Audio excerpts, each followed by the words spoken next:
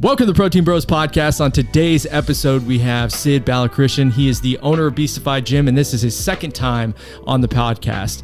We had him back on because he just recently competed in his first IFBB Pro show, and Beastified Gym, his gym he owns here in Kansas City, just turned 1 year old. We talk about what it's like the first year of business for him, and we also talk about the health scare he recently went through, and we get into basically his story around that and how it's going to make him a better person moving forward. It was a great conversation. It always is. He's one of my favorite people. So let's get you guys to the show. Yeah, we got three big topics. We wanted to talk about the 1 year anniversary of Beastified. Again, humongous congratulations on that, man. It's no small feat. And it's also by no mistake that it's continued to be successful. So shout out to you, and as well as your team, because I know how much they mean to you. Thank you. Second of note, you're now an IFBB Pro. I am. Told you I'll do it. Brother. Hell yeah. Let's go. Hell yeah.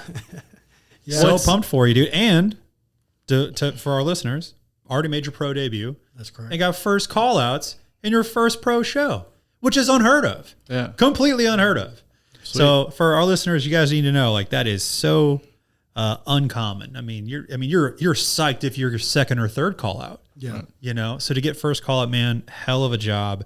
Let's talk about it a little bit. First and foremost, we said the congratulations, but did it happen when you felt like it was going to happen? It did.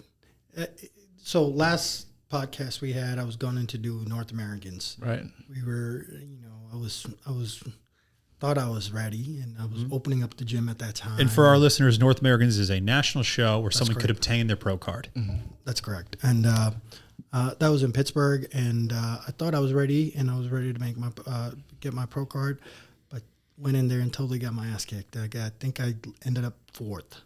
But that was just, I blamed it on, opening the gym. I had a lot of things going, stuff like that.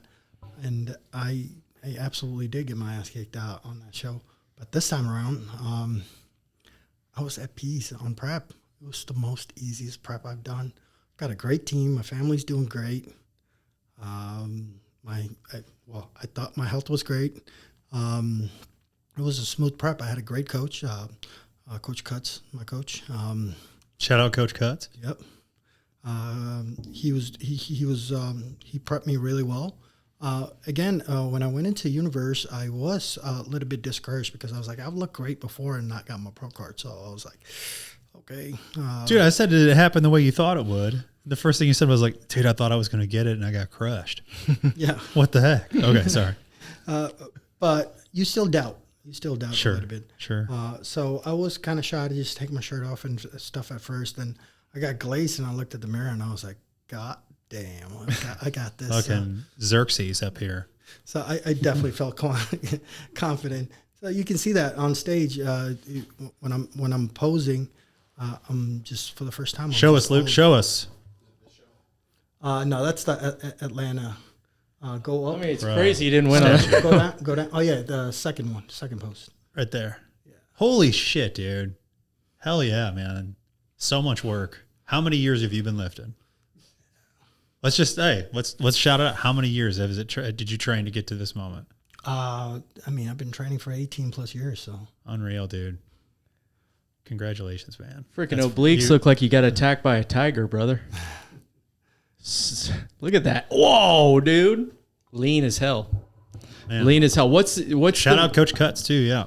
You guys when you awesome. So you win your pro card. Mm-hmm. You do your first IFBB Pro show. What was the gap between the two? A month in between. It was relatively quick. You went right into it, right? Yeah, because I did a couple of podcasts with Men's Physique Radio, and all the pros that were in there, Aaron Banks and all those guys, Drew Cullen, all those guys were in the podcast, and they were messaging me and they were like, "Hey man, like you're ready. You need to go into the pro circuit, or go into the pro circuit, get feedback so you can go into get your feet wet, get yourself a little experience. Because you look great between the national pro qualifiers." But now stand next to pros to see what you're lacking, kind of deal. Mm-hmm. Right. So this way they can come back saying, hey, in order to win the show, you got to bring up your gives back. your off season some real guidance. Yeah. So that was the main reason behind it, because I was like, I've been on prep for about 7 months at this point, and I was like, okay, we'll push it for 8. Right. And we did, and I came in way leaner on Atlanta Pro, which was the one that guy. you did have. Yeah, you were freaking diced. What's let's see that one. For somebody who's listening to this, which would be not even flexing in this photo. Most people. I mean, the abs are flexed. For the people that are listening to this that haven't done an IFBB Pro show, which is the majority of people in the country, what's the difference between a amateur show and a pro show? What's the difference between IFBB Pro show? Give us a rundown on the experience of it all. So I want to try to compare it to NFL. I want to try to compare it to NFL. So amateur level show will be like a high school game, and the national level show will be like a pro. Then once you do good in that, you get to qualify to do a pro qualifier. So if you're top 2 in an amateur show, you get to do a pro qualifier, which is all these national level shows. Those national level shows, which is more like college football, if you will. Right. Yeah. Right. And then once you are either the top or top 2 in those, you get drafted into the NFL, which is a pro show. And for me, I like to go, if you win one of these pro shows, you get to go to the Super Bowl. Which is the Olympia. Which is happening. Man, that's probably the He's best. going there. Gonna be the Olympia. Yeah, man. Going tomorrow. Are you? Yeah. I got a couple of tickets to a booth there, but I can't fly. Oh, really? Yeah, man. Well, I'm going to the expo tomorrow. That's all. You? We're just going for the expo. I'm not going to see the show itself, but So I imagine, when people get to the NFL, I would imagine that the vibes, because it's pro, right? It's no longer like we're all doing this for fun. It's kind of like I have my game face on. Is that kind of how it is in bodybuilding too? Absolutely, because these guys have been, some of these guys that I went against in Atlanta has been doing it for years. Right. And they're old pro. and NFL perennial player, pros, if you will. Yeah, so it's tough to go in there. You're back to level 1 for me. You're a rookie, essentially. We had Jeremy Potvin on the podcast, and dude, he had some really great insight on that. He's just like, once you get pro and once you once you finish in a top, he was a top 5 Olympian 3 times, and he was like, to stay at that level, he's like, it just takes every single thing you got, So it's just one of those things where it's fun to, I guess, to see the gap between where you're at and where you want to go, and start to get to work on that.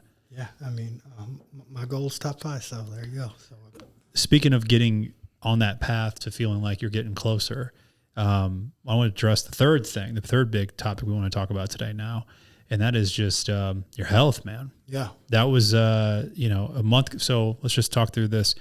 Become an IFBB pro, fulfill a dream there, then go and place first call outs in your first pro debut. Happy as I can. Yeah. I mean, just riding on the highest clouds. Right.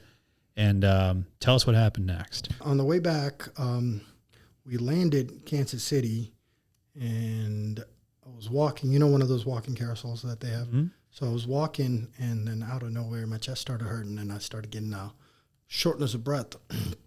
And this was, if I was physically exerting myself and this happened, I would have been like, okay, something, maybe it's prep, maybe it's low calories, whatever. I was standing still when this happened, and I was like, why is this happening? This is crazy. So I blamed it on the donuts and the cheat meal from the night before. So I was like, all right, I'll just let it go. We hopped in the car. The pain was continuously getting worse. Got home, unloaded my luggage, and then it started radiating into my neck and my arm. And then my wife, that's not good. When you said neck or arm, it was over, right? We're going to the hospital. We were going into the ER. So we rushed to the ER. They did some troponin levels, and they did some ECG, and they saw some irregularities there. They were like, yeah, we got to get more tests. This looks pretty bad kind of deal. So I still didn't think much of it. Mm-hmm. I was like, okay, maybe there's a tiny block or something like that. So the fear really hadn't set in yet. No, I was just like, they'll just put a stent in it or something like that. Stent nowadays are just a real easy process. 5 days full recovery. I was going on off season anyway, so I was like, I need 5 days anyways kind of deal. Sure. So I was like, okay, yeah, no problem. So eventually later on that night, they threw a catheter in, and that's when they discovered major blocks. So it was 100, 99, 90, and 93. So when they said that, I was like, wait, me? I was like, I'm the healthiest person I know. And what's going on? How is this happening? My immediate question, just so I'm very transparent with everybody as well, my immediate questions to my doc was, hey, listen, I'm a bodybuilder. I'm in the pro circuit. I just got off of prep. I was taking anabolics, and I was like, is that the reason why this is happening? And it's like 199, 90, 93 with the calcium deposit. This was happening decades ago.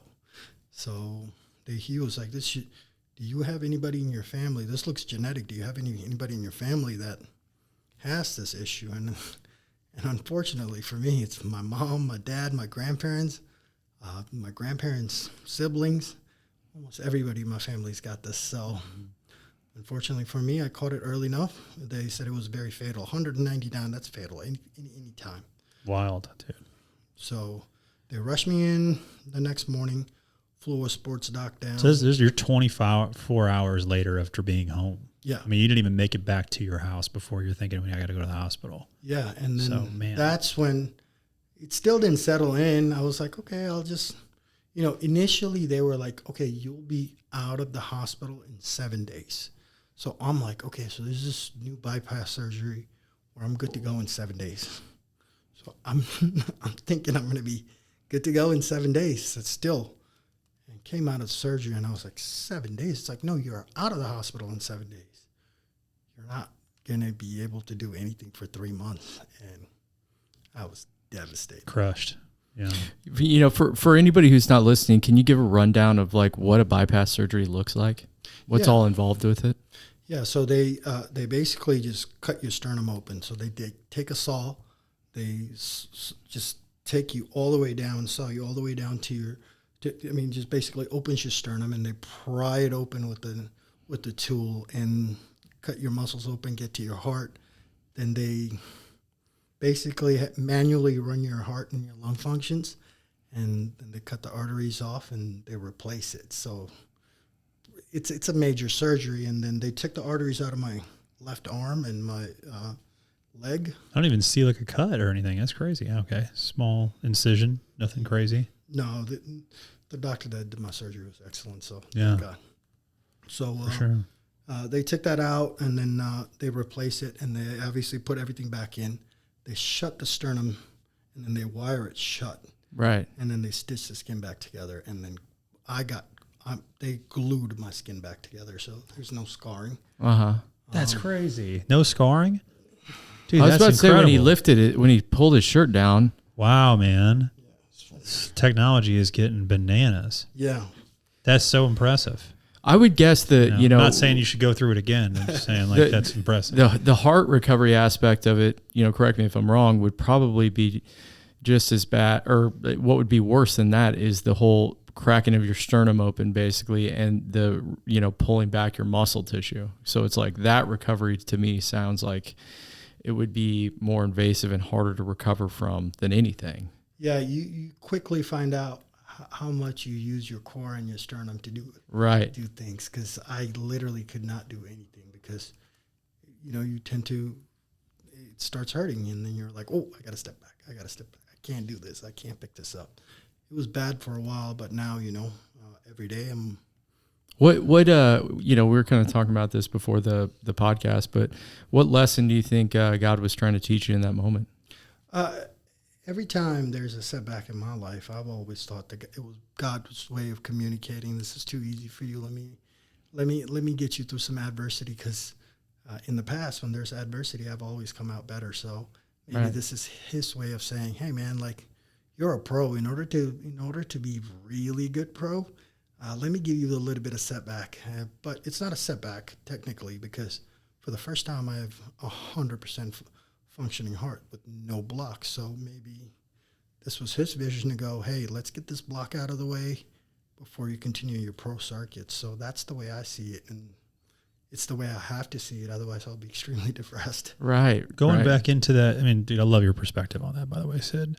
When you're now thinking in terms of just like, okay, I'm going to start training again. I'm going to start getting back into, my off-season programming that I wanted to get into initially. Does your strategy change at all? Do you second guess? Do you have fears around using anabolics again? That's a good question. It hasn't happened, so I don't want to talk on something I haven't even thought about it, so I don't know.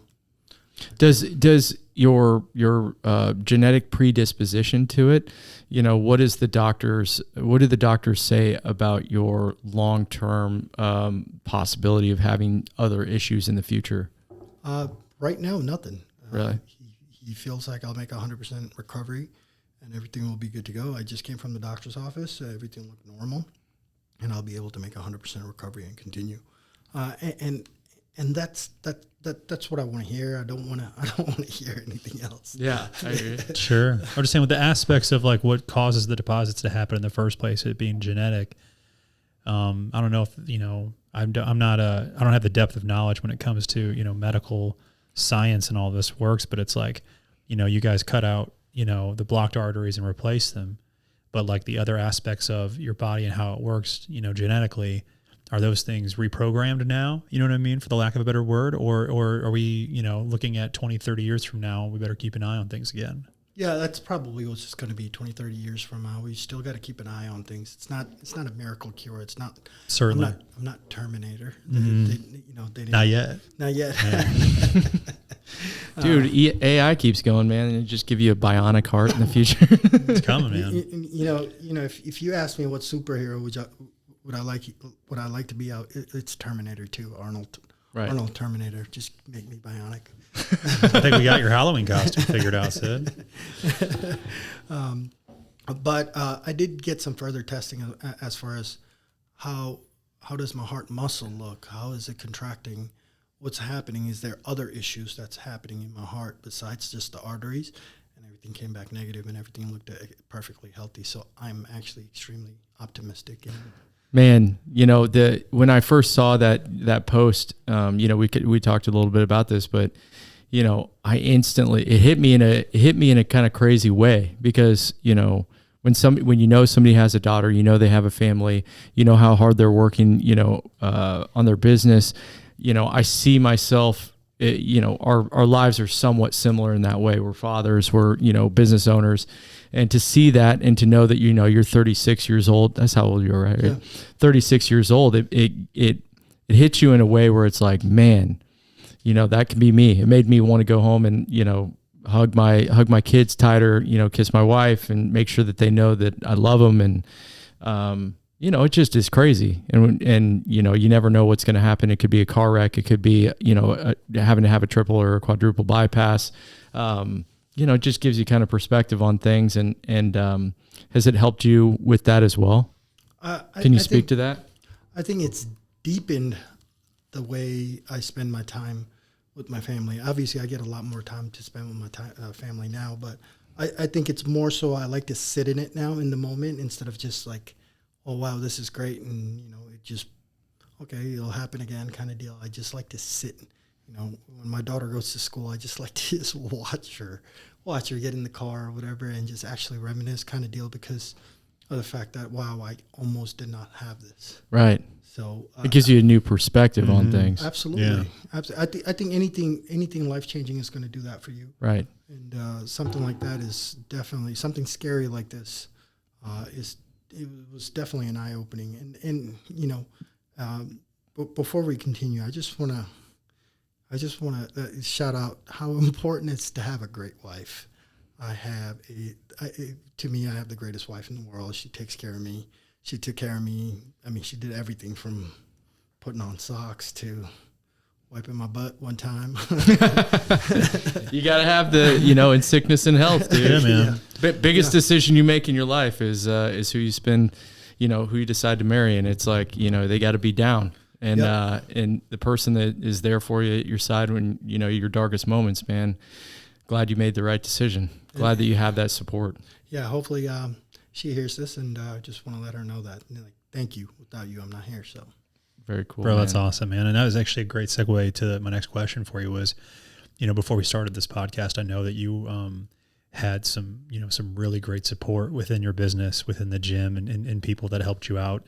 To keep the business running on a high level and making sure that everybody was taken care of, and a lot of outpouring of support as well. Is there anybody you want to shout out in that regard? Absolutely, man. Thank you for asking. I just want to give a shout out to these young kids that absolutely stepped up and was just so big on running the business as smooth as possible. I just want to shout out Kenny, Brian, Erica, Ty, Amy, Sarah, all these guys for stepping up. Brandon, Bryce, all of these guys that works at the gym, as far as whether if they're a trainer, social media manager, or front desk, they all had to work harder because I'm not there. Obviously, problem solving. That's my training team. But all these guys have to work twice as harder because I'm not there. They have to pick up my slack because I have a hand in every department. And now that I'm not gone, everybody has to just kind of step in. And I'm just so blessed to have them. So thanks for asking. I appreciate of course. Of course, dude. That's a testament, though, to the work that you put in, prior to the incident happening, man. People don't rally around you, in a time like that and step up to the plate unless you've demonstrated yourself over, the last year you guys have been open as somebody who's worth doing that for, So that's a real testament to you. Clear depiction of how much you've cared about them. Thank you. Yeah. Man, I can't think of a better note to leave off on than that. Just the amount of gratitude that you've shared with the people that have supported you to get to this point. We're excited for you, man. I'm excited for you to get back into the off season, get back to doing what you love. When do you get cleared? And, we're so happy you're here, man. November 21st. November 21st. Who's counting? You know what I mean? I am. Right. That was the joke. Now, at the Olympia, what booth do you think I need to go by? Anybody that you think is exciting as far as brands go that we should make sure we visit? Yeah, I think you should go by proceeds.com. It's a new website that is coming out. I mean, it's kind of like a Facebook market for bodybuilders kind of deal where you can find like a coach, posing session. Maybe you need to sell your posing trunk, whatever the case. Equipment? Yeah, hopefully equipment will come by soon. Proceeds. Proceeds. Oh, Seeks. Yeah. Like it. We always ask, who your best barbecue. Best barbecue, right? Last year, though. Now we got to ask you who's going to win men's physique this year. Are you going to go with the Ryan Terry? Yeah, Ryan Terry. I think I've done the pick like 10 times already, and always. You think he's going to beat Mike? Mike Summerfield? Men's physique. Mike's classic. Oh yeah. That's a good point. Mike, you think Mike Summerfield is going to win classic physique? I agree. Yeah. I do. If he makes weight. Jeff loves I messed up on something bodybuilding because he doesn't know anything about bodybuilding. What are you talking, dude? I can't believe you'd say that. Name one open bodybuilder that's competing this year. Dude, you said Dallas Carver earlier. Just one open bodybuilder competing this year. Derek Lunsford. There you go. Oh, that was good. It took you a while. Who's also going to win? Who's also going to win? You had to distract. Well, I mean, you don't think Hottie? Distract? You said Dallas Carver earlier. You don't think Samson? Nick Walker? Samson? I mean, Samson won last year, so. Nexzilla? Nexzilla? Oh, I don't know. He can't get lean enough. Yeah. I'm just naming off more open pro bodybuilders. I just love that you call him Nexzilla. Try and say his real name. I don't know it. I just know him as Nexzilla. He's Rubio, and the last name's hard to say. See? Screw you both. All right. He's from Colombia. Yeah. Now, if we don't do barbecue, the other question I ask, especially for bodybuilders, is you went, how long was that prep? 20 plus? 8 months, yeah. 8 months of just completely meticulous diet. Chicken and rice. No. You know what I mean? Mostly. Yeah. Whatever your favorites are. But you get to the finish line. What was the thing you were craving? What was the top of your list? Where'd you go? What'd you have? Chicken and waffles. That's a good one, especially if you're in Atlanta. Yeah. You were in Atlanta. You go to Roscoe's? I didn't go to Roscoe's. I went to, the place was called World's Greatest Chicken and Waffle or something like that. And oh my God, they had these strudels with, hot strudels with vanilla ice cream. They had so much. They had so much food. Straight indulgence. Really my gosh, dude. My gosh. Sounds like you made it count, dude. I actually went with a couple of guys in Kansas. I think John Ott was supposed to join, but he was on prep. Oh, okay. Yeah, that's a hard place to sit and have your chicken and rice. Yep. People do it, man.